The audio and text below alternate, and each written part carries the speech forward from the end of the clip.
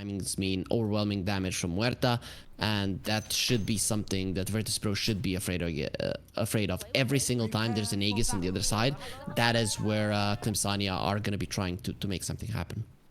And let's see how it's going to go. Game number 2, got into it. Game number 1 was an absolute slaughter on both sides, going for 80 minutes.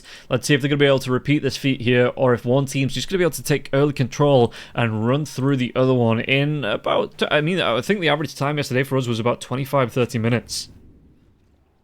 I think that's a little bit too low, Rob. That's too low. Right? 9 Pandas, 1 versus team, 34 and 37 minutes. And then we had...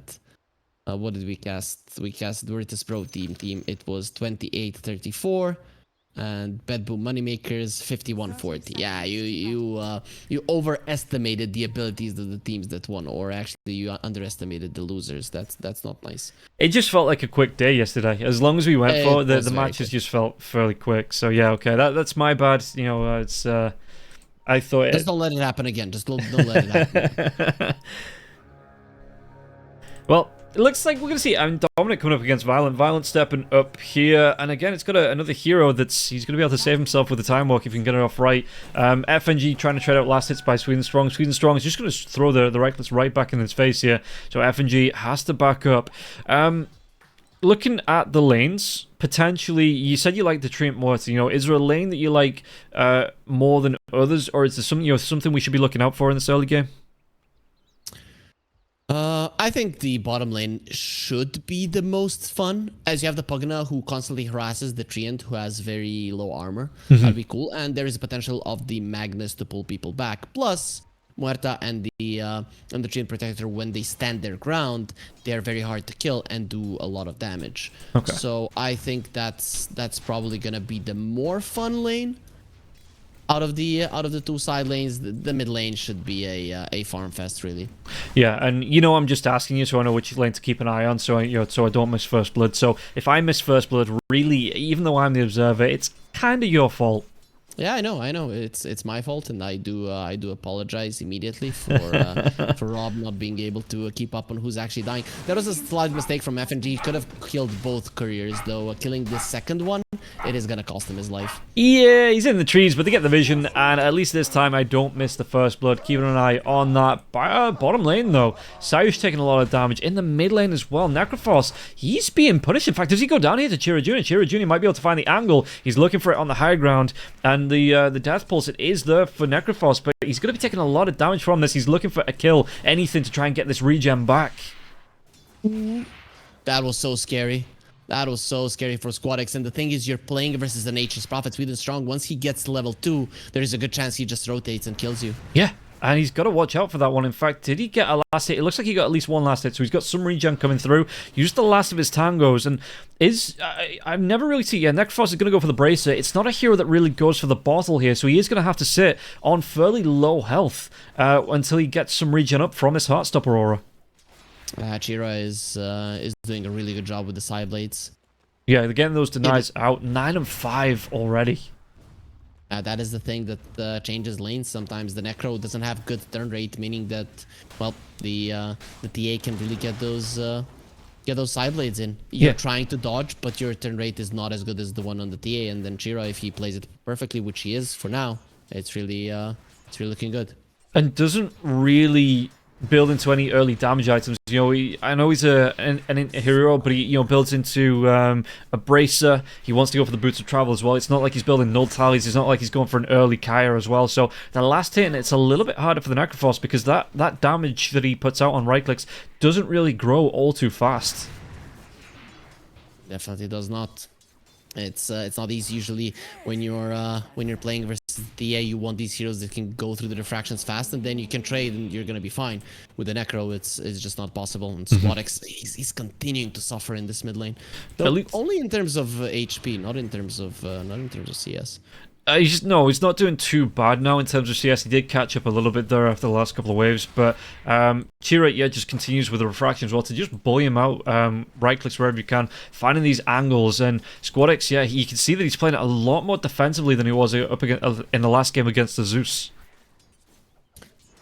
Overall, though, Klim Sani4, they start off really well, and it's the thing is that their lanes, they look really, really strong if you look at it. And big thing here is what Sweden Strong is going to do. His rotations are the thing that can propel Klim Sani4 to really good position. And then even if you notice gets his blink early, it's not 100% certain that he's going to be able to make things happen if they're super far behind. Yeah, just watching FNG immediately pop the heal. He's going for that build that we saw yesterday where, oh, there's going to be the TP in by the Prophet into the river. And Squadix is low. Sweden Strong trying to chase him down. Squadix only level 4. So he went for another point into the Death Pulse. Didn't actually go for a point into the Ghost Shard. Will be able to use that Quelling Blade, though, Squadix, to get himself out of the Sprout and keeps himself alive. 2 points into the Heartstop Aurora. 2 points into the Death Pulse, which means that he's got some good regen if he can get the kills with the Death Pulse. And it does provide a positive feedback loop. But at the minute, it is just trying to get to those last hits and keep them consistent.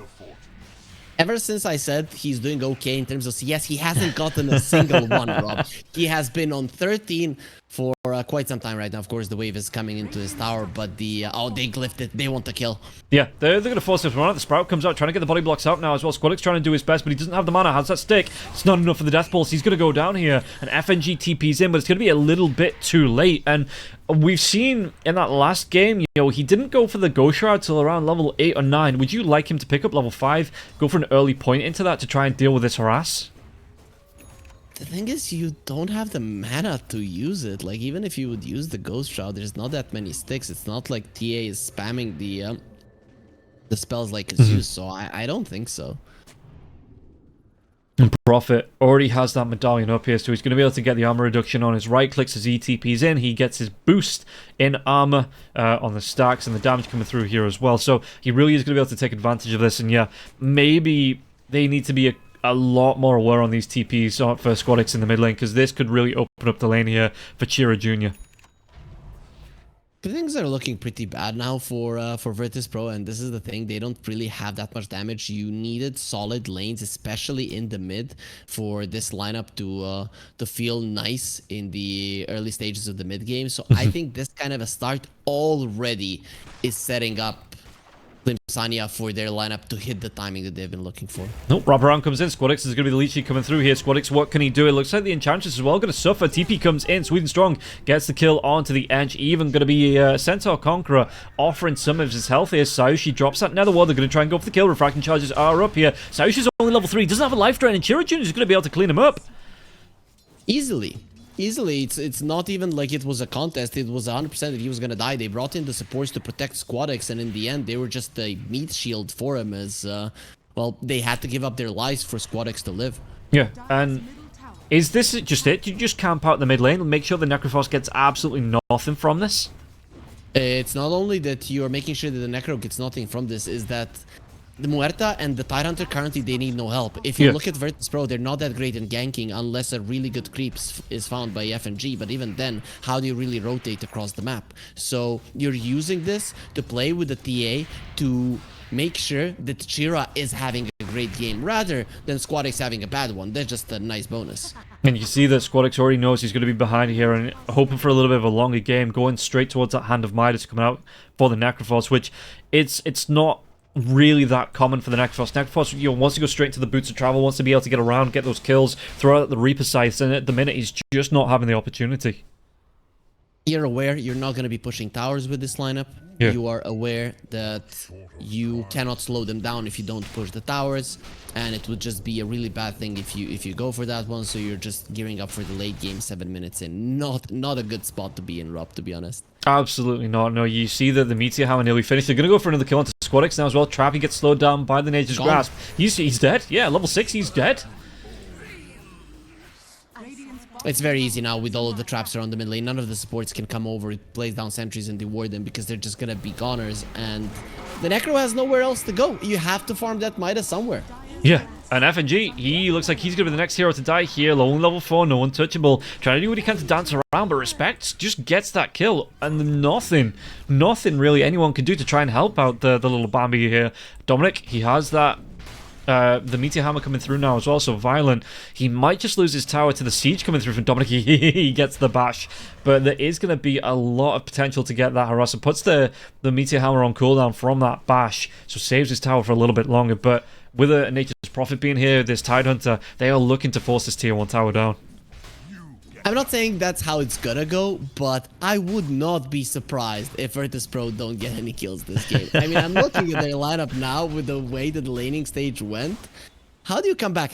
I think everybody is looking at Notice right now. They're looking at the Magnus and thinking, we need that blink. But you know what the biggest problem is? Usually with the Magnus blink, the place where you hunt at is the mid lane, right? And you do not have a tower there. So everything is going to hell right now for Virtus.pro.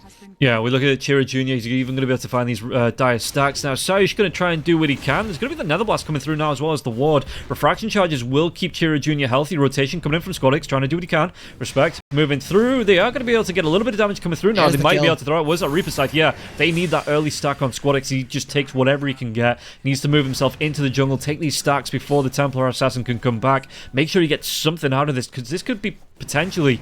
it's not going to be his full hand of Midas, but he's not going to be too far off it after these stacks. Yeah, pretty close to it. You get the kill, you get the Midas. It starts getting you back into the game. It is not ideal, but it is something, and this is something that happens from teams that are kind of inexperienced, and Klim Sani4 probably falls into that category, is that they want everything, right? Oh, we are winning, I want to win more and more and more, just like in a pub game. But in competitive games, the teams are a little bit more coordinated, and they will be punishing you if you overstep your boundaries early. Speaking about overstepping, FNG, he's going to have to pop the heal because he's overstepped a little bit. Only going to be level 1 on the heal. The right clicks come through again, only level 5. No way to slow that attack speed down. Achira Jr. just hunting in the forest here, and this Enchantress looks like it's becoming an endangered species so quick.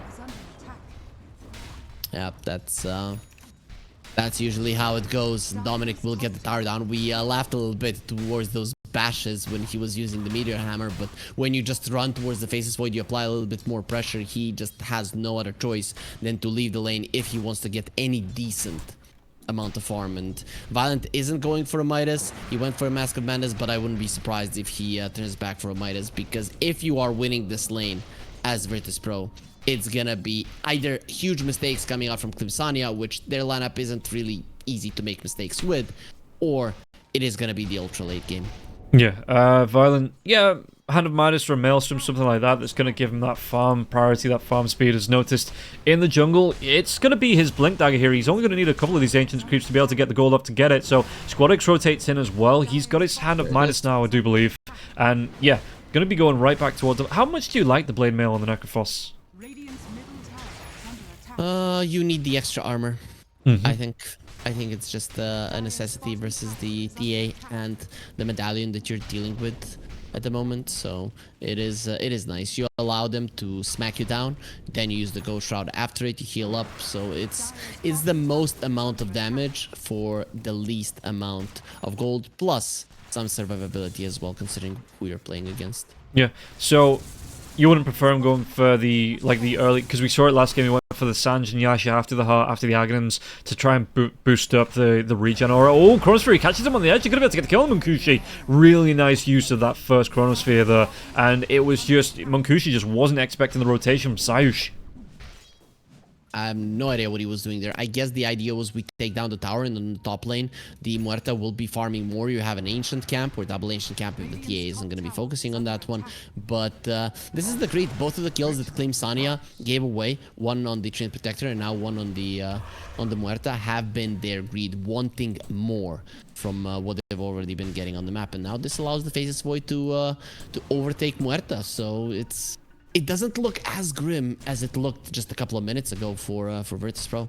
Yeah. Oh, Notice and Dominic, they see each other in the jungle. They kind of give each other the head nod, you know, like two big tanky heroes. Violent gets a kill into Sweet and Strong in the jungle. Are they going to try and make a move? I mean, Dominic, he's just getting cheeky, taking the creeps away from Noticed. But no real engagement coming out from the two offlaners. The way that you come back with this kind of a start is that you get a couple of pickoffs on mostly the supports, but we saw that it happened on the core as well. And Klim Sani4 are just giving a couple of those away, not really thinking of the consequences. Though Chira, well, that is a bit of a tougher guy to deal with, and he has the blink, so he should be fine. Yeah, he's going to be able to get himself away. The Blade Mail coming out for the Necrophos, so he's going to have that for the next big engagement, or even the medium or the next little engagement coming out here for both teams, and it is going to be available. Meanwhile, Templar Assassin ahead of everybody on the net worth here, 7.5k. Blink, Dragon, is that the full Deso on the Courier as well? No, it's just a Clarity. Never mind. So yeah, some good net worth here for the Templar Assassin. Oh, that would be very scary if you have a Dragonlance Blink Deso. So as a mid TA, usually want to get the shard as fast as possible because it allows you to make plays. The Muerta will probably be given a little bit more farm priority in this game. Despite being a little bit behind right now, there's not much for Munkushi to do other than farm. As if he would join the fight, there is a chance for him to die, and that would be pretty bad. Yeah, going to be the full Millennia coming out from Muerta and then into the Dragonlance, it looks like, just to get that early start, that early farm. Like you said, the farm priority being given to him as well, because he does become a scurry beast once the shard's up, and he does get involved with the fights, but just being able to throw out the right clicks that the Muerta does, it just punishes heroes if they ever get caught out. The hero is insane, and this is what Munkushi does best. I remember his time in One Move. The way that One Move would play is, if we give enough farm to Munkushi, he will win the game for us. He just has a really good understanding of when he should be joining fights, how he should be joining fights, and the farming patterns with these range heroes. And you can see the game has slowed down a little bit. FNG is going to be putting pressure onto the tier 1 tower. Fortification actually will be forced out there to protect that. And it looks like, no, Sayush got that Wisdom Rune. I thought the Nature's Prophet might have jumped onto the dire side, picked up the Wisdom Rune and then gone back for his, but looks like it's just going to be a 1-for-1 on those Wisdom Runes. Who is this benefiting here with the game slowing down so much? Well, this is what Klim Sani4 wanted to do, but on the other hand, Virtus.pro, they can't really do much. I think Virtus.pro would have been happier if they were getting a little bit more done with the Magnus Blink, but that's, again, coming back to the mid lane tower falling, the bottom tower falling, and the top tower falling. So without a single tier 1, it's hard to utilize the Blink. So overall, both teams are kind of okay with what's happening at the moment. Okay, there was a gank on FNG. He went for the TPO. I think he was trying to force out the Ravage. Did end up forcing out the Overgrowth. They're going to catch him in the Chronosphere now as well. It does actually catch the Necrophos. Does he get the Reaper Scythe off onto anybody? He doesn't. He's going to be silenced. Trap goes down. Gets that extra quick silence onto him. But respect, he's caught on this high ground. Going to be invis. No sentry for the reveal. Did he want to try and fight around this one? Did he know he's here? Was that sentry going to come from? Gets that little hop to the low ground, and he will be away. So Necrophos, they still get the kill onto the Tidehunter, but he's not going to be able to get that extra stack on the Reaper Scythe because he did get caught in the Chrono himself. It's still good. Every single time you have the Chrono, you should try to get the kill. Every single time you have the RP, you should try to get the kill. So if Virtus.pro get these openings, they should go for them. It doesn't matter that it's not a Reaper Scythe kill. It's still completely fine. And that Reaper Scythe is still something that Klim Sani4 are going to be afraid of. Plus, level 1 Reaper Scythe doesn't really give you all that much. Now it's level 2, so that region is going to be much harder to go through. You get the jump in there. It's going to be the Meteor Hammer coming through after the Ravage now as well. Backlines. Okay. Are they going to be able to get the RP off? They've got some control coming through. It's Squadix, so he will go down. And it's going to be Sweden Strong with his ultimate that gets a kill. They do take down Noticed after the fact as well. Backline jumped in. Noticed going to try and do what he can with the Decrepify to keep himself alive. But there's so much magic damage here. Klim Sani4, they clean up 3. They know the Chronosphere is down, and that is a good timing to get off the Necro. Just couldn't get anything off there, being controlled. The Blade Mail was nice. I mean, he was surviving for a long time, but there was just no follow-up to try and save him. Yeah, there was nothing to do there, and Noticed was very hesitant to use his RP, and I understand it. He wanted multiple heroes, very good positioning coming out from Klim Sani4, and this is what the Calling and the Shard of the TA do give you. A lot of control in the fight. So even if you mess up your positioning, there's going to be a silence that's going to stop any kind of counter initiation from the other side. FNG, was that a solo kill? Pretty cool. Yep, very, very much solo on the completely opposite part of the map. Sweden Strong was low after the previous engagement, and, well, he didn't want to go home. Fair enough. Wasn't expecting for the hunted to become the hunter at the minute. Violent, how's he looking net worth-wise? Just wants to go straight into the Manta style, so it's not going to be the Hand of Midas. It is going to be that Maelstrom into the Manta style, looking to get effective farm, but, also looking to get involved in these fights as well. Early on, it seems like, for Violent. You want to remove the silence, you want to remove the minus armor, you want to remove the anchor smash, you want to remove the overgrowth. There's so many reasons to go for a Manta in this game. It's pretty much a necessity. Yeah, Saush, he might go down, he creeps himself, but again, the magic damage coming through. They might be able to get something out of this. They absolutely don't. And do they want to go for any more for this? A Chronosphere, 2 seconds away, respect. He's invis, going to be able to walk himself out of danger. And no response going to come through from VP. So it seems like at the minute, Klim Sani4 having a bit of free reign, but again, in the last match, the game started off like this, and we ended up going for a full 80 minutes. Yeah, if it comes to the ultra late game, the Faceless Void with an Empower should be the strongest one. Dominic is in trouble. Yeah, backline, so there's going to be the TPM from Sweden strong. It looks like they're going to try and go for the kill. Time Dilation comes out here, Nature's Prophet, getting himself away. While this is going on, though, Squadix going to be in trouble himself. Pops that Blade Mail, but taking way too much damage. And Munkushi, well, maybe if he'd have turned around and thrown that Reaper Scythe onto Munkushi, he would have got the kill. But in the end, they do end up taking down Squadix. There's going to be a skewer back there onto Dominic. Dominic going to get himself away. A lot of damage coming through from the right clicks there of the Enchantress. And in the end, Violent will claim the kill, so a 1-for-1. And I think at the minute, you know, VP going to be more than happy with that to get a kill in response. Muerta is so strong versus the Necro. You pop the Ghost Shroud and he still destroys you with Pierce the Veil. Respect. Ooh, that was very nice for him, dodging noticed just in the nick of time. Notice he's gotten this blink a very long time ago and we just have not seen him utilize it all that well. They did kill the Tide in the end, but when he was initially hunting him, his blink was broken by the Sprout. So overall, the Nature's Prophet is doing a good job keeping tabs on him. Yeah, and this is, I mean, the Violence got himself to the top of the net worth here. Just behind, Respect, where's Sausch? Was that? He was dying to the Leech Seed. That's the thing. He tried to use the healing salve there, but the Leech Seed just constantly damages you, so you don't have much chance of survival. Okay, I thought it was a Train Protected Soul on him, but some right clicks coming in from the TA there as well. Just because I was trying to check up on the Muerta, who, again, having a really good time. Faceless Void, even with being put behind 3-0-1, close to this Manta style now. So, in fact, this Ancient Camp should be enough gold here for him to get this Manta out. Yeah, the Void is very, very farmed. Violent is having a great game, and we talked about it. This guy's greedy. If he does well, he's going to be winning the game for his team. Great Chronosphere here to catch out onto the Tide Hunter as well, but is he going to be able to get the right clicks off? Reaper Scythe comes in, it gets the kill onto Sweden Strong, but it is actually going to cost Violent his life there. Did he have a Time Walk? It might have come off cooldown after he died. Really good RP into the skewer back underneath the tier 1 tower. The drag back there as well by the Shockwave. Chira Jr. trying to get himself away from this one. He's going to be able to get himself away. Is he? No, Squadix takes the damage though from Munkushi, like you say. Pierce the Veil comes out. He just cleans up with the right clicks, even through the Ghost Shroud. Oh, this is hunting. Does he want to go for this T1? He's going to try and go for this skewer. Maybe has it up in 1 second. Blink's available. Has a double damage rune here as well.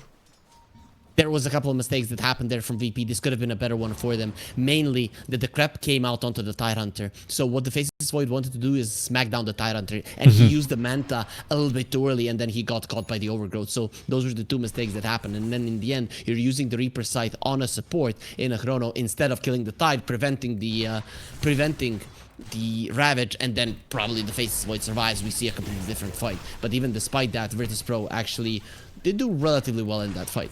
Yeah, and I love this coming out from the Necrophos. He knows that Munkushi is a problem, so he's getting the Sanj, but he's not going for the Sanj Kaya. He still wants that boost up that the Sanj gives him, but he's going to go straight into a Heaven's Halberd. Yeah, really good item for sure, as Muerta doesn't really like buying an MKB. First of all, the evasion is going to be nice, but disarming him for 5 seconds during the Pierce the Veil is going to be a huge deal. Yeah, and we'll see. I mean, it's going to be a quick Roshan here for Klim Sani4, so we'll see if they're going to try and force something out as soon as they get this Aegis out here. BKB not too far off from Muerta, and it's looking, again, it's not a massive gap, even though there's going to be 8 kills difference between the two teams. It's only a 2k net worth lead here for Klim Sani4. It's not that huge of a lead for sure. They did get the Roche, so now they have the Aegis, we talked about it, and the ultis on the other side still are not up. But even when they are up, you're gonna try to use this Aegis to force out the ultis and then focus on tier 2s. So let's see if Klim Sani4 will be able to do it in the next 5 minutes. Of course, are there any items that they're going for? Yeah, the BKB on Muerta. After that, I'm pretty certain that you can start finding ways to go for the tier 2s. Well, they're going to start to set up now as well. Chira Jr. with this Desolator. No stacks on that just yet, but the Meteor Hammer coming through. This tier 2 tower, the back line, so they get the Reaper Scythe. That's going to be the Treant dead. Really good quick pick here, and if they can dissuade Klim from going any further, that's absolutely worth it to get another stack on the Necrophos and just stop this push onto the tier 2. You did use the glyph and the tower went super low. So overall, Klim Sani4 are not going to be too mad about what just happened. This is the second that the Treant Protector is back to the world of the living, you can continue with the push and possibly get that tower down. And while this is going on, Munkushi just continues to farm. Not the one holding the Aegis, so he doesn't really have to worry about being in these fights. You know, he can just continue farming up and looking to stack up even more damage. He's got that shard queued up, wants to go for the Hurricane Pike first, so, you know, he does want to get involved sooner rather than later, it tells me, with that shard, but not before he gets at least one more item out. You want to have some positioning inside of a fight, be it running in or running out. If you decide to be a little bit deeper in the fight and hope that your team is going to be responding, you need a way to reposition yourself into a more safe position to continue fighting. If the Ravage is used a little bit farther away from you, you need to have a way to get closer and finish people off before they're out of the stun. Okay, it's got 39 seconds. Oh, this is going to be the smoke being broke, and they try and jump in. Munkushi, though, it could be the Ravage. It connects onto 3 in the end of it, and notice has to pop the BKB, but again, the right click's coming through from Munkushi, so it's going to be Chronosphere on the back lines. Really good Chronosphere, actually. FNG, they're going to be able to pop this Aegis. Can they get any more from this one now as well? Munkushi was at Reaper side, still 20 seconds away from this one. They're going to be able to pop the Aegis, and Munkushi, he's going to be dead now, and they're going on to respect Hero Jr. being chased down. Squadix, can he survive through? This one's going to be silenced up. Not going to be able to get the heals coming through from that Death Pulse, but they do get the kill onto the Tidehunter, and Violent, does he want to go for any more here? Jump forward, Sweden Strong, trying to get himself into the trees here. Quelling Blade to break it, anything to break it. He can't get through. Did he sell? He's got the Quelling Blade in his backpack, can't get through the trees. This could have gone even worse from Klim Sani4. The reason that they killed the Necro is because he was greedy with the Ghost Shroud usage. He was waiting, he was baiting, and then he got silenced up with 20% HP left, and he died just before the silence expired. So if he gets that Ghost Shroud off, he survives, and then it is a complete disaster. But even this way, with the Faceless Void surviving, it's actually a 4 for 3 if you look at it, and only the Chrono was used. No Reaper Sight, no RP, neither of those spells were used, and you still got rid of the Aegis and 3 of the heroes, showing that Virtus.pro, in terms of team fight, are stronger at the moment. And yeah, so it was a great initial jump to try and, you know, but Gnosis doesn't die. He gets himself out of the fight, heals up a little bit, comes in, RPs. He does go down in the end, but he's worth it. He's like, RP, I've done my job. You know, I've grouped them up. You know, we've got the damage. You know, we've skewered them together. The Chronosphere comes out, and yeah, VP, they're just now on the front foot, it seems. And if you're Klin, you've just lost an Aegis, you've just lost that fight, or you went even in that fight effectively. What is your game plan now? Do you just have to try and avoid the fights for a few more minutes until you get your next big items up? Yes, level 20 Muerta and some crits to be able to burst people down are a big deal. Also, the Nullifier will be a huge deal to deal with the Decrepify and the Ghost Shroud as well. Oh, they're going to try and make a jump in. Respect as you go down onto this one. He's going to be seen. FNG gets killed. Munkushi comes in. RP.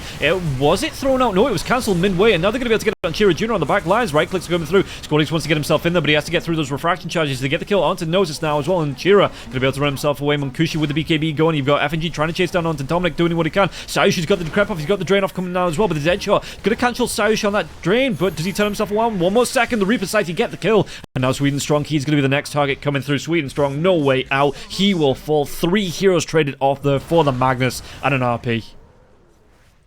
Overall, a fight that positioning-wise does benefit Klim Sani4, right?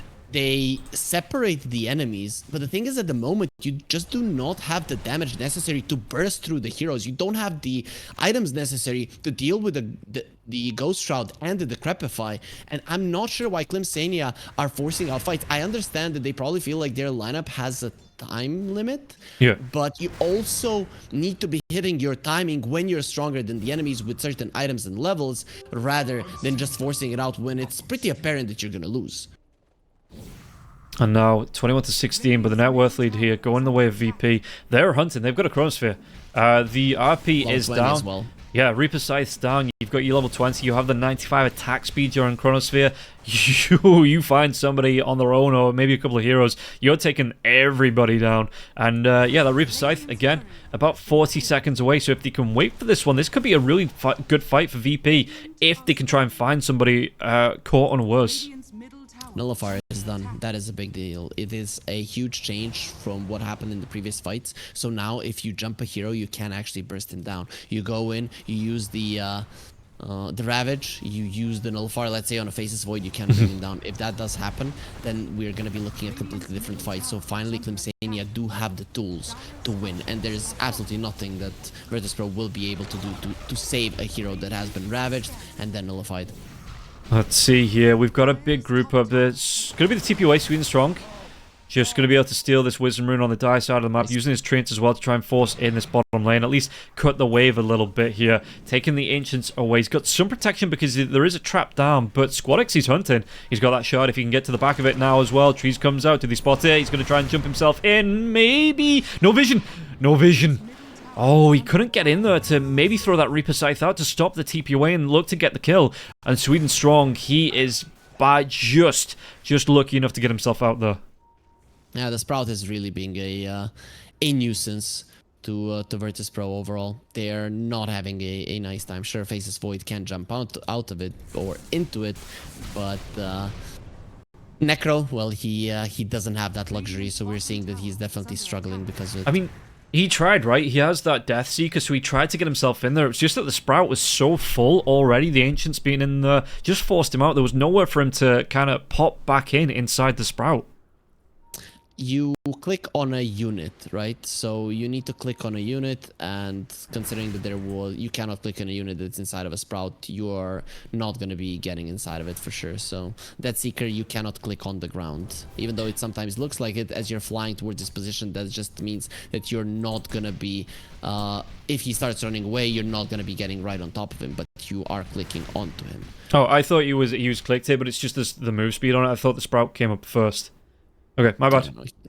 No problem. It's he was a little bit too late. If he had seen the Nature's Prophet and then he uses it, and the Nature's Prophet uses the Sprout at that moment while he's flying, then you are maybe gonna be getting yourself inside of it. Okay. Roshan, 40 seconds away as well. We've got, I mean, VP at the minute. They've got their power spikes. They're looking to group up, and they are hunting. Only Squadix not there, but I mean, Squadix, he has the normal boots of travel, so he has to be around, somewhere to TP into. But at the minute, they're happy with this one. And again, 26 seconds on Roshan. So let's see if either team are going to try and group up, take a fight around this one, as the big man is going to be respawning so soon. Interesting thing, Navi took a game from Bedboom, so if people haven't been watching that's nice info to have. Bedboom definitely dropped the ball there, as they did come in as the heavy favorite. So if Virtus.pro wins this one, they're going to be the first upper bracket finalists. Oh yeah, and we've got Necrophos in trouble. Is he going to be able to get himself away? He's surviving. He's got the Deathblade. He's doing a lot of damage here. He's going to be throwing the Reaper Scythe out, but Munkushi, he don't care about that. He's got the BKB up. It wasn't enough to get the kill, and Munkushi just keeps on trucking. While that is happening, though, you've got VP. They are moving towards this Roche Pit. Mass TPs coming from the side of Clint. Are they going to try and go for this one? They still have that Ravage up. There's a trap. Do they see it? They do. Screw the drain. How do they do? Are they going to start running away now or in 5 seconds? Because if they don't, it's going to be a problem. Good positioning from FNG, though, to stop the enemy smoke. I mean, you have RP, you have Chronosphere now, and Clint, they need to get in. You've got FNG trying to play a body blocker. It's gone. Yeah, he's absolutely gone. Cheese is on the deck now as well. Notice going to be able to pick it up. Do they want to try and fight this one? Technically, it is a 5v5 with an Aegis, so we'll see what they want to do. Reaper... Yeah, Necro back up in 30 seconds. Do they want to try and force this one out? Are they going to look for TP's backlines? They're going to be the dive in here. They found Respect, and Respect, he is overgrowthing, but he might just be dead. No, the Ravage comes out here. Faceless Void, that's going to be the Aegis popped. And they back up. They're trying to move away from the Chronosphere. They know if he gets a good jump, this could turn the fight. And now the drag back in. You've got the Anchor being thrown onto FNG. FNG doesn't care. He just says, as long as I can right-click you. Doesn't care how far away. Jump forward here by the Faceless Void. Looking for Dominic. Dominic has already used that Ravage. Trying to run himself away. The Chronosphere is going to be committed for this kill, and they are going to be able to get it onto the Tidehunter. Tidehunter goes down here. So spending ultimates for ultimates just to get these kills. And really, with that Ravage, you get an Aegis pop, but you don't get too much else out of it. Same is true for the Chrono. I think the idea after this Chrono is Tidehunter is dead, we can push a tier 2. Yeah. There is a glyph, however, on the side of Klim Sani4. If you get a tower here, the Chrono was definitely worth it, but if you don't, it is going to be a bit of a bummer. Still, with the amount of right-click damage that the Faceless Void and the Magnus do have, I'm pretty certain this tower is gone. Yeah, they're going to be able to take it down. No issues here, it doesn't seem like. And no real defense coming out from the side of Klim Sani4 just yet. And very good itemization overall from Virtus.pro. I like that Halberd that you mentioned earlier. Now he's going for a Shiva, and if you look at the Faceless Void, he's going for a Skadi. You're up against 2 ranged carries, right? So you want to make sure that they cannot attack as fast as they would want. And with the Shivas and the Skadi, that's definitely going to be the case. And Sweden Strong, no way to stop his TP out there, so FNG wasn't able to get the kill onto the Nature's Prophet. And looking at items, Munkushi, like you say, he actually didn't pick up the early shard. I thought he would have had that one. You'll look for fights to be able to stack up the magic amp coming out. But yeah, for now, it just looks like he wants to. Didn't actually go back for the Hurricane. He's gone for a. Is it going to be a crit stick in the Silver Edge? Yeah. Okay. I guess that's what you want. You want the burst. If Klim Sani4 are jumping somebody, they're using the RP, they have to get the kill. Yeah. The Ravage, right? If a hero doesn't die during the Ravage, you are gonna be in a lot of trouble. Because if you look at Virtus.pro, they have multiple spells that they can actually use. RP on one guy, Chrono on the other, you get 2 kills, the fight is over. But if the fight is starting in a 4 versus 5 after the Ravage was used, then it's a completely different story. Yeah, the Necrophos going for bots too as well. He wants to be able to split push and then immediately TPs to his allies if fights are coming out. The Silver Edge I like as well up against Squadix. It means that this Heartstopper aura isn't going to be a thing. He's not going to get any regen from it. If he's getting any kills, if he's broken through that one. You could also do it on the Faceless Void. Faceless without the Bashes. Bash is a big part of his kit. Can't get that off while he's broken. Those things will definitely matter. But the Scotty and the Shivas, once those 2 items are out, even without the ultis, it is a question if you win a fight. Even if you get, let's say, a Ravage onto the Faceless Void, it is not certain that he's gonna die. Same is true for the Necro. So these heroes on Klim Sani4, they need even more damage. That's why the TA is going for a crit as well. And well, Muerta will be getting herself a Hurricane Pike just to put yourself in a better position to be able to get the damage out. Do you buy out? Is this a point in the game where you're happy to buy out for items and not save for buybacks?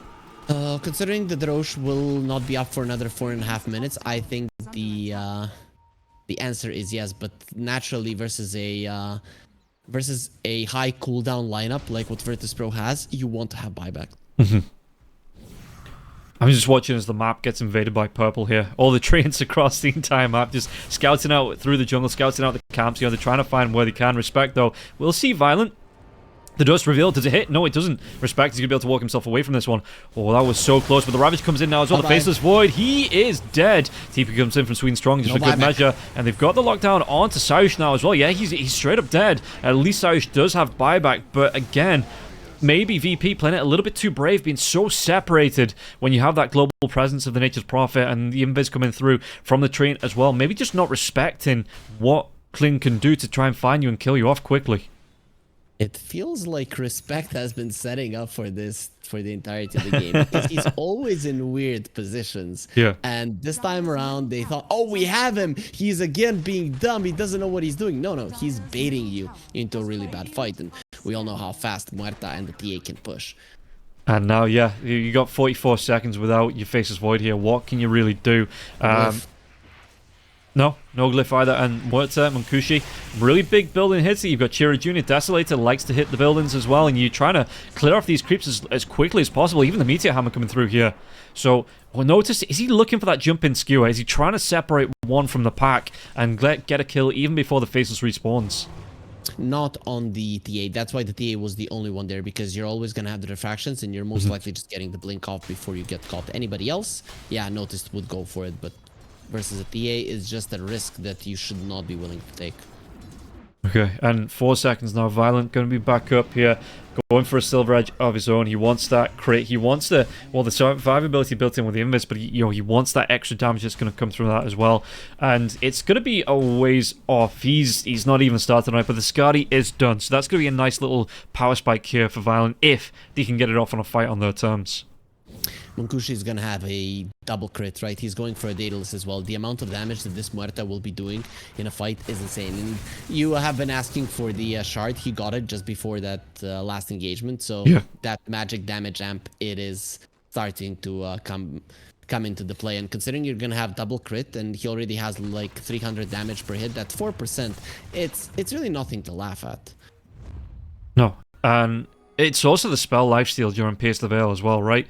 That you don't need to invest an item into. I know it's only for 8 seconds. Okay, so that's not bad, and it means that you don't have to invest an early slot into something like a Satanic. You could do it if you were on the back foot a little bit later on, but it means that you can invest solely into these damage items, and you are going to be able to keep yourself healthy through those fights. Most likely, though, as Muerta in this game, you really need to be careful not to get down to half HP. If you get down to half HP before you get level 25 and that 20%, 25% magic resistance, you're just straight up dead. Because this Necro, I think Squad X has one target, right? He's only looking at the Muerta. Everybody else can be dealt with by the Faceless Void. And that's why the Shivas, you know, the Skadi coming out is so important, I think, as well with the Shard, that you can keep him around that health to try and, you know, get a good Reaper Scythe off and get those kills. The problem is, if you get on top of him, uses Pierce the Veil, he's gonna kill you. Oh, the piggy goes through the portal. Yeah, because it doesn't stun, right? So you're still you effectively channeling through the portal. Okay. Fair enough. I kind of feel like that should at least interrupt it so that you have to go for it again. Yeah. But nope. Not how it works, Rob. Apparently not. No, apparently they can just, it's fine. They don't have to. Funny thing about Dota is I don't make the rules, I just follow them. Applies to everybody, as you know, you aren't really allowed to break the rules. The game doesn't allow it. I mean, that's kind of been the thing since day one, right? It's going all the way back to the reveal at TI1 in Germany, where they said there is bugs in the game. If they happen and they've not been like outlawed, then you just have to deal with them. You know, you have to play around them. And we've seen, I think my favorite one from the past year was ESL Berlin. I think it was Gaming Gladiators versus 9 Pandas, where the Roshan got stuck on the high ground just outside the twin gate, and it was just bashing everyone that walked past him. Respect got absolutely demolished right now. The supports of Klim Sani4 are very much over-leveled, over-farmed. They have a Hex on the Nature's Prophet as well. That is a huge deal for sure. I mean, if you look at this Nature's Prophet, he's more farmed than the Magnus, and pretty much neck and neck with his own Tidehunter. Yeah. Ags, he's got it. Yeah, he's got his Ags. He's got a Shard coming out there as well. He's got some control. He's going for a Shadow Blade of his own, like you say. He's got that Hex, got the control. Up on the... Oh, yeah, okay. They're not going to TP to this one. They know Roshan is up sometime soon, so they're not going to twin gate, because you see there was a trap, or several traps set around this twin gate. And I don't think FNG would have been so lucky this time if you tried to go through it. So they are going to set up around this Roshan. Roshan's respawning in 14 seconds here. So both teams, they know this is happening. They want a fight, and they want to fight around this Rosh. Yeah, Christmas is approaching, man, and being a piggy, it's not the most fun time in the year, so you dodged it once. Is there ever a good time to be a pig?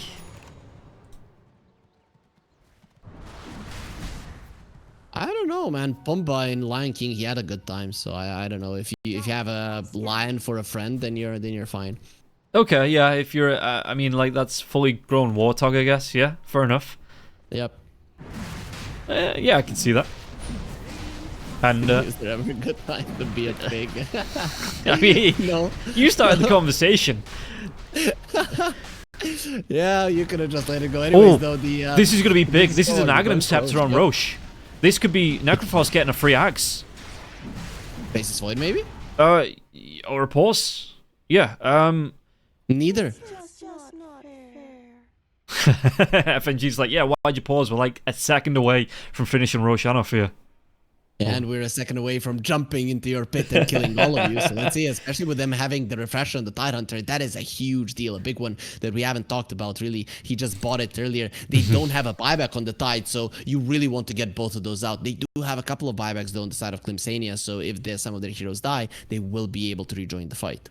He is a ways away from the pit, though. You know, he's got that dead in the water, so he can keep someone locked down. But yeah, he's not in blink range. This Roshan is going down. It's going down now. So you've got a few seconds while Munkushi's disconnected, maybe to talk about it. But 560 health left on the Roshan. It's being drained by the Pugna.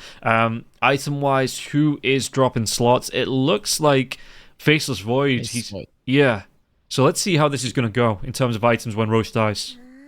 I mean, you have to drop the slots only for the Aegis. The other two can go into your backpack. So yeah, that's it's pretty much certain that he's going to be getting the Aegis. And Necro, after this Rosh kill, he's level 25 as well.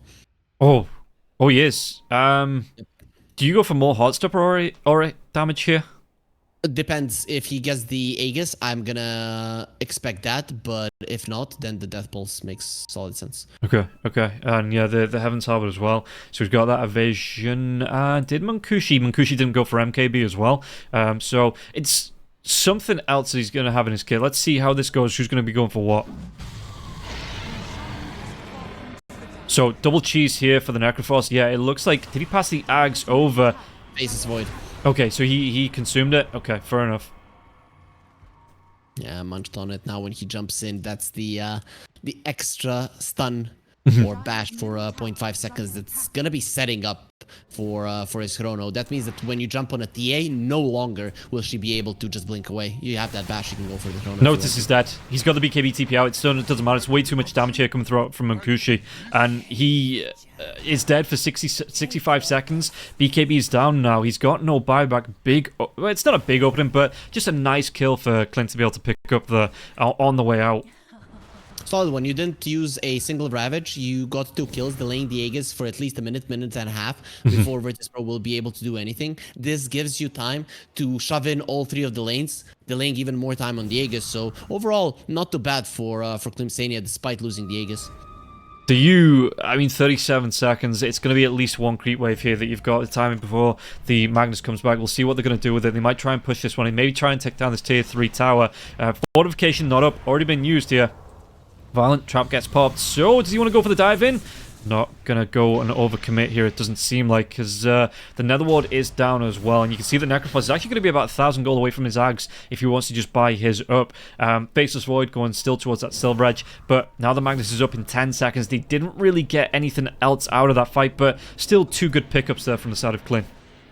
They are forcing the enemies back, right? It's all about the lanes. It's all about delay right now. And if you look at Virtus.pro this time around, you do not have a Spirit Breaker to just run around the map and be able to shove out the lanes. So this is gonna buy so much time. Already 2 minutes taken away from the Aegis, and if you run down mid, you need at least 30 seconds to get to the enemy base, but I wouldn't recommend it versus the lineup that Klim Sani4 has. So you go for a smoke. This is the smartest move because it will spook Klim Sani4, and they're gonna have to band together somewhat. The thing is, they have 2 supports that are pretty happy to kind of give away, and that can push out waves without much commitment.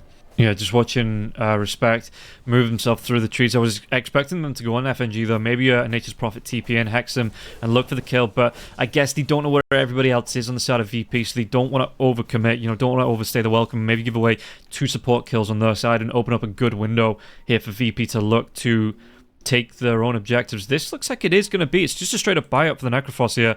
Onto the Ags. Saush, or was down. Did they go for this one? He's going to blink himself over this one, respecting. They don't actually find the tree, but they might actually find... No, the Tide Hunter is going to be able to get himself away too. Okay, quick TP out, and doesn't want to stick around. Very far away. Necro does have level 2 bots, so he'll be everywhere on the map. It's kind of the item you need on this hero. You're way too slow overall. The thing is that he couldn't get it early in this game as he was not having a good time, so he needed to go a little bit more into the farming department. But SquadX, he's always going to be ready to assist his team, and for now, he's the one defending his base. Yeah, he's going to be able to get some extra farm from this. What's he actually got? So he needs about another 900 gold to Ag's Blessing, this Ag's Scepter up. Meanwhile, this is going on. Tier 3... They want to try and force this one. They've got themselves a creep wave, but the Nature's Prophet is going to skip the wave here. So they're going to do a little bit of damage. Again, this Age is still up for a minute and a half. They're going to try and do what they can in terms of siege damage, which isn't too bad when you've got a Pugner on your team, as well as the right clicks coming out from Violent. So if you want to jump, Ravage comes out, connects onto 2-3 heroes. RP on the backlines, he didn't jump! Holy sh! He didn't get the jump off. That was cancelled out. And now they're going to be able to take complete advantage of this. There's going to be 2 heroes dead. The second Ravage comes out here, and the Faceless Void is dead. That's 3 heroes they're going to be able to make it for him. Magus can't get himself away. It's 3 heroes, no buyback, and only the Pugner lives. Oh, Munkushi thought he was strong. Sorry, the Necro thought he was strong, but Munkushi just ripped through him. SquadX, I mean, yeah, you are tanky, but you're not living through Muerta just going on you, and this is not looking good for Virtus.pro. Sure, you used both of the Ravages, but only the Faceless Void will be able to come back. He didn't even pop the BKB there. I don't know if that was on purpose, that he thought that the fight was already over, nothing he is able to do, or did he not respect the potential double Ravage? Yeah, and... just the blink being cancelled on the Magnus, that RP, that probably changes the fight. It means you get a good Chronosphere off, but now they're going to be able to rip through the space. In fact, if they don't see any buybacks coming out here, they might just go for Megas. You can't go for Megas, there's a tier 2 on the bottom lane, and I'm kind of surprised that Sweden Strong didn't go for that one. He's actually hunting Pugna. They might just go for tier 4s. That would be a smart move for sure, as you do want buybacks. And now they're gonna respect their enemies? It seems so. yeah, they're okay. They know that the Faceless is coming in back up. Magnus is going to be here even without his ultimate. You know, if one gets caught out of position, it could be big. But this is that was still an absolute massive win there from the side of Klim. That they from having the tier 3s on the bot lane to push into taking 2 racks mid and top lane here, and VP just had to stand and watch because they didn't have the buybacks to get themselves back into the game, and all of a sudden net worth wise 20k in favor of Klim. It was huge for sure, right? You defend your tier 3, you have a Train Protector, so it's going to be healed back up to full if Respect wants to put more emphasis on it. And not only that, but you've taken out 2 lanes of racks. The only thing that could have gone better for them, and I think Sweden Strong should have focused on that, is you get the bottom tier 2, and he could have done it. Other than that, he was hunting the Pugna. But overall, you should be very happy with what just happened, because Virtus.pro, they were unable to find a good fight for themselves for a very long time. And how are you going to do it now when the creeps are constantly moving towards your base? Yeah, that's the thing, right? That you've got, even if Squadix hangs around the base to push the, to keep the tier 4s healthy, if he wants to TP in to join the fight, it's still 2 seconds. Oh, FNG. Got to be careful, and that 2 seconds, a lot can happen there. You could lose a hero, the TP gets cancelled off, but he has to be. Maybe have FNG defend the base, but yeah, it's going to be really hard now because we saw it in a few games that if you lose those, you are on a timer for how long you can be outside the base. Violent is trying to kill the Tormentor, and he can't do it. And I think they all have shards, so it's not really all that important. The extra gold is always nice. Yeah. It's not the be all and end all. And Faces Void, Butterfly, plus he's gonna have the backtrack soon, and that is a way that you're gonna be able to stay alive. There is no MKB on the other side. Muerta is gonna have to buy it. Yeah, already got it queued up though. In fact, if he wants it, he's got the gold to pretty much buy it, and that would be a big impact. Again, just more damage. It's just more damage to stack up on damage, and what you've got your ninja gear, so you get rid of your boots, or you put them in the backpack, and you've got an MKB to come out, and yeah, you're just absolutely melting through heroes. And Necro, he itemized for armor. Like, I don't want to die to the physical damage. The thing is that the right clicks now are going to be mostly magical, as TA has the Revenant's Brooch, so he's going to be focusing you down with that as well. It's not only the Priest of Veil that you have to be afraid of nowadays. Yeah, at least he's got that Ag Scepter. He's bought it out. He fully upgraded to a Blessing there as well, so it's consumed. Not sitting on the most health because he's got the 2 cheeses, so it means that, stats-wise, he's missing out on a few of those because he doesn't have the Ag Scepter. But he wants to go for that Overwhelming Blink when those cheeses are used, and yeah, at least he's going to have that damage coming through in the fight so that he can just sit in, and if he's getting kills, if there's creeps around that are dying, it is going to stack up on this regen, which is going to stack up on the Heartstopper Aura damage. Klim Sani4, they don't want to hurry at all. No. They are just waiting for the next Rosh. You take it easy right now. Take the next Rosh, you take the tier 2 on the bottom lane. By shoving out the mid lane and the top lane, you're going to be securing that for sure. And then you just take it easy, one step at a time. At some point, Virtus.pro are going to be forced to go for a Hail Mary play, and that is when you make mistakes, and that is when you're ready to crush them. Well, FNG, he's going to be caught out. He's going to be killed off. At least he has his buyback, but that was a really good jump there. Some wards on the very high ground to try and spot it out, but all it really spotted was him dying. I really like what Munkushi is doing. He's actually attacking the creeps in the jungle so that the untouchable doesn't affect him. Yeah. Right. So it's just the gunslinger that is actually killing this enchantress. I mean, he attacks so fast anyway that I think even without that, he probably still gets the kill into FNG. Only in that. He definitely does. Yeah. He definitely does. But it's a cool little play. Yeah. It's fun to see that he's actually thinking about it still.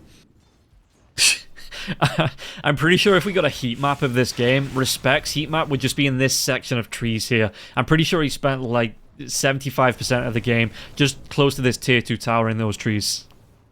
Yeah, maybe there's a sexy tree in there. I don't know. You can see that the dire side are naked, so maybe that's why he's there. Maybe, yeah, he's got his eye on a specific tree. Yep. And the tier 2 is gone before the Rosh was taken down, so now it's going to be even harder for Virtus.pro to contest this. Yeah, you can see that if they want it, Roshan has just respawned, so it's going to be a good time. It's a daytime Roshan as well for at least the next 4 minutes. He's in the pit, they've got the trap, they see him respawn, and yeah, they're just going to make a beeline to this one. And holy shit, look at how quickly Munkushi's just going to rip through. This is a 51-minute Roshan, right? That gets more powerful as time goes by, and Munkushi just makes it look like that was a 2-minute Roshan. He's a dragon slayer. It just makes sense, right? He's gonna be able to slay a dragon super fast. Has some special kind of bullets, and the added armor of the Rosh 50 and some minutes into the game doesn't really help you versus the Pierce the Veil. And 7.4k gold, so I guess he saves that for the MKB after the Aegis goes down, right? But you've got your 12 stacks coming through on the first Pierce of Veil spell lamp. You've got level 27, so you have that 25 magic resistance. You have an Aegis now for the next 4.5 minutes. How does VP kill this Munkushi? First, you need to find him, and that's going to be super tough to do as there are some eyes in the forest, right? So the Treant Protector, he was the one given the Aghanim Scepter, he was the one given the Blessing, and now the only lane that you do not have complete control of is the bottom lane, and there's gonna be a billion trees there that are just giving you all the info that you need. Swedenstrong? He gets caught out. I don't even know what he was trying to do. He was trying to get wards in the base here, but this is gonna be a really good jump over. They get another stack on that Reaper Scythe coming through, and I don't have words to describe exactly what Nature's Prophet was trying to do there, but it wasn't good. It gives some time to delay the Aegis, and immediately Virtus.pro, they go for a smoke. You cannot actually wait. You need to surprise your opponents, and it might just be the right time to do it. I mean, they still have that Chronosphere. If they can get a good jump out, they might be able to take away this Aegis. Maybe get themselves on top of the Tide Hunter. There's going to be the jump in. There's going to be the drag back. Yeah, on the edge of the Chronosphere now as well. The right-click damage. Well, now he's going to be out of it. There's going to be the rabbit. No! Muerta, does he want to try and do this damage? He's going to be stunned up, actually, so he's not going to be able to right-click through this Pierce of Veil, and the Pierce of Veil is going to wear off now. Does he get himself away? The silence on the Faceless Void. You've got Swedenstrong. Buyback came through from the Nature's Prophet, but dive back in. Does he die back here? Violent. He might have gone too far. He's going to be silenced, trying to get himself away from this one. Doesn't have that BKB, but the right click's now coming through. Munkushi's going to dive himself right back in. Aegis has been popped. Violent. Do they want to go? I think that's going to be the BKB down now as well. It's going to be, yeah, for Muerta, but it looks like they want to back themselves away. Notice dip buy back into this one. Still hasn't used the refresher, but he can have double hex and the ravage if he wants to go for it with a Tide Hunter. Still, that is a couple of buybacks being used, 2 on the side of Virtus.pro and 2 on the side of Klim Sani4. So overall, not too bad for Virtus.pro considering that they got rid of the Aegis, but now you don't have the Chrono. Maybe it's time to go now for Klim Sani4. They probably feel like they can end the game or at least get megas. Yeah, and they're pushing in. Chira Jr. wants to go into the high ground here. It's going to be the forward walk, and it looks like, I mean, the creep waves, they can try and deal with this as quickly as possible. Jump in. There's going to be the refresh ravage. The hex comes out now as well. Violent, he's dead. Has buyback. Has to get himself right back into the fight if they want to save these megas, but it's going to be the death of FNG now as well. Oh, the skew back onto Muerta. Muerta to get himself away. Is going to be the buyback now as well. The life drain coming out. The disarm onto Muerta. Muerta can't heal through this. Reaper Scythe. It's going to be enough to get the kill. It is enough to get the kill. Reaper was... It's chase time. Scything, and Treant, that's not your fountain, mate. You have gone the... It's going to be able to get these couriers, it looks like. Actually, what's coming out? It's just going to be a Queln Blade for the Pugna, just so he can get himself out of these sprouts, it looks like. But that was a... they might even find Chira here, noticed. He sees him. Shockwave hits. He's going to drag him back. He's got the invis of the Silver Edge now as well, and Faceless Void actually didn't carry on going. Swedenstrong sounds comes out. It's not going to be able to get the Skeweroid, taking a lot of right-click damage now as well. He's got that cheese. It's going to be on cooldown now. Pops the BKB, but do they want to chase against Swedenstrong? Going to be slowed down. Did they have enough damage to get this kill? And Swedenstrong, he bought back in that last fight, trying to go for it. Do they have anything to stop him? They don't. They can't. He TPs himself out just barely. Oh, that was so close. I thought he was caught. I thought it was over. If the Magnus had a little bit of a longer horn there, well, that would be one dead Nature's Prophet and without a buyback, which would be a huge deal, especially with both the RP and the Chrono coming back up. One thing we haven't discussed, in that fight, they chronoed the Tide Hunter in the first one, right? And what happened is that the Shockwave pulled him out. He would have died inside of the Chrono. We would have seen a completely different fight, an easier fight for Virtus.pro, but just wasn't the case. He got one Ravage off, and it changed the flow of that fight. In the end, Virtus.pro still come out slightly ahead, but it is not as convincing as what they were looking for. Not as convincing to actually allow them to get themselves back into this game. They're still on the back foot quite heavily. Yeah, and at least they defended the base, right? They've got themselves the one lane of racks is keeping it away from Megas, which means that the Necrophos can keep the base safe like this here now as well. They're trying to de-ward all these traps. They're trying to make sure that if they had to go for Roshan at some point, and it's going to be at least 3 minutes on the respawn here, so it looks like it is going to be a daytime Rosh, or closer to a daytime Rosh than not, that they can make a go of this without being spotted here. Double damage rune in the river. FNG, what's he going to try and do with this one? You have it on the Faceless Void. It would be great if you can find a fight. Look at him and how much damage he has with the Empower. Like 650 damage per hit for a Faceless Void inside of the Chrono. He has so much attack speed that nobody would be able to survive that. But again, it's all about vision. This is Dota. If you don't see your enemies, you can't use your spells properly, and all the lanes are being pushed in. Bottom lane has Eye of the Forest that are keeping their eyes on everything that is going on here. Yeah, though they absolutely have to come back for another defense here on the side of VP. Buyback-wise, it's only going to be Chira Jr. as well and Munkushi that have them. Everybody else, it's either on cooldown or they don't have the gold here. And it's might be the opening. Do they have Boots of Travel on Munkushi? No, it doesn't have any boots at all. They don't have boots of travel here on the Templar Assassin either. So it would take them a while to get back into the fights if they did lose here and had to buy back. So maybe just going to play it a little bit safe on the side of Klim. There's a 30k gold lead, but at this point it doesn't really matter much. It might we might get another round of tier 5 items, just like in the previous game, Rob, as the 60-minute mark is approaching at the moment. Faceless Void, he bought a recipe for the refresher, and he is thinking about getting it. Of course, doesn't have the money at the moment. In 4 minutes and 30 seconds, he will be having his buyback back. So I don't know. I think that I would take the buyback over the refresher. I'm not sure. It's very hard to say for a Faceless Void. If you get ravaged, double ravaged, you just lose the game in that scenario. Yeah. But a double Chrono can also win you a very huge fight and get you back into the game. And this is the thing, right? The Tidehunter with that refresher, he's got double Hex, he's got double Ravage, he's got double Guardian Greaves as well. It's the Meteor Hammer is another one, but not really something that you're going to focus on. He might be able to get it off on a tower refresh, and then at the end of the fight, you know, it's the tower anyway, but probably comes off cooldown by the time anyway. So there is a lot in this Tidehunter's kit, and you know, you can see the position as well. He's hanging in the middle of the pack here, so he's surrounded by all times. He's got those early warning systems to make sure he doesn't get caught out and surprised. And he's gonna have an Aeon Disc fairly soon. The only thing that you can use to remove it is the enchant from the Enchantress, and that is not a very long-range spell. So that is something that VP really have to think about. If the Tidehunter gets chronoed, which is something that you want to do, you want to kill him inside of it, and you cannot finish him off, it is gonna be a complete disaster in a fight. And now, what's... So... Squadix just pushing this one out here, making sure, I mean, they've already lost, they've only got the melee racks left between them and Megas, and you can see that Sweden Strong taking advantage of this, just using his treants to push in all lanes. Tree, the furthest one forward, again, just softening that early warning system, go for a refresher of his own, and it just feels like VP, if they... You know, they need to get a 5-man, they need to get all of these buybacks forced out, and that's the only time they're ever going to be able to leave this little corner of the base. It's very hard to do. Even if you would force those buybacks, respect is gonna be there. There's a chance that Sweden Strong just rats you out. So it is a huge deal. And with only one melee racks left, everything is coming towards your base. It is just not an admirable position to be in. And in a minute and a half, there will be another Roche, which Klim Sani4 pretty much already has a claim on. Yeah, and 20 seconds now, closer to 15 for the tier 5s. Any hand Midases for quick tier 5s? Nobody. That's a surprise. The Necro sold his, and maybe somebody buys the Midas on the side of Virtus.pro. It really would not surprise me. Though currently they are in a pickle when it comes to buyback gold, so it might take a little bit more time for them.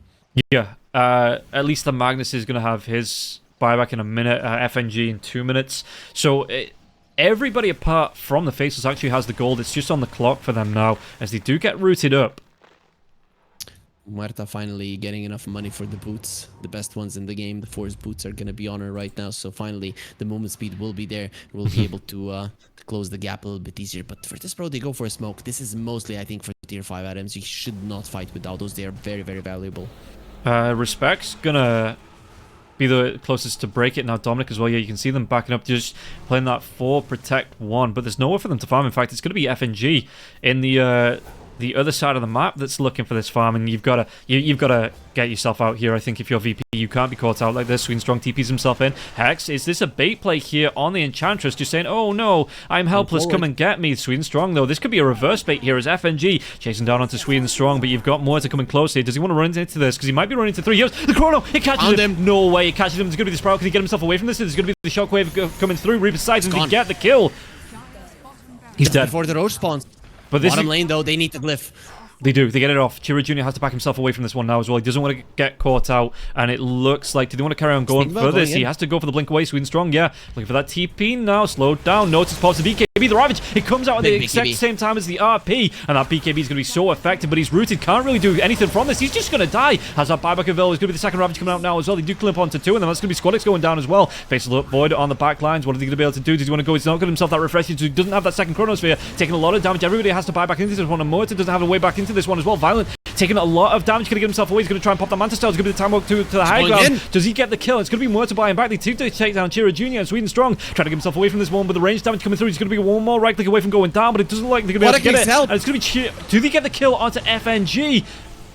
Squadix is dead. They're going to be able to take full advantage of this now as well. They get the breakout. It's going to be jumping, but Notice doesn't actually catch anyone with the skewer back now as well. Life drain coming through, but it's going to be the dead shot. They might be able to get the kill onto the Pug. And back lines, they take down the Faceless Void. Faceless, no buyback available. He was 1,000 gold away from it. Yeah, and this is going to be Klim taking over game number 2, 62 minutes and 23 seconds here. 40-24 and a 39k net worth lead. We are going to a game number 3. Squadix got stuck. He got stuck in between the trees there because of the Sprout, and he couldn't move away. Then Muerta just killed him, and without the Necro, the Faceless Void just couldn't do it on his own. Even though this fight, it actually went well for Virtus.pro. They did everything right. The thing is, without the Faceless Void to be bashing that TA, she does way too much damage, killing Squadix, killing Noticed for the first time, and then second time, of course, a very unfortunate trap there for the Necro made him incapable of doing absolutely anything in that fight. Violent, he did his best, but his best just wasn't good enough. No, and that is going to be game number 2. We are going all the way here. 62 minutes in the second game, 80-odd minutes in the first game. I think game number 3, I mean, we've been asking for a long series all the way through, and this one's delivered, so maybe we get it in the second as well. But for now, guys, we are going to be taking a quick break. We'll be back with the third and final game of the series right after this. We'll see you for the break and see which way this one's going to go. See you in a few.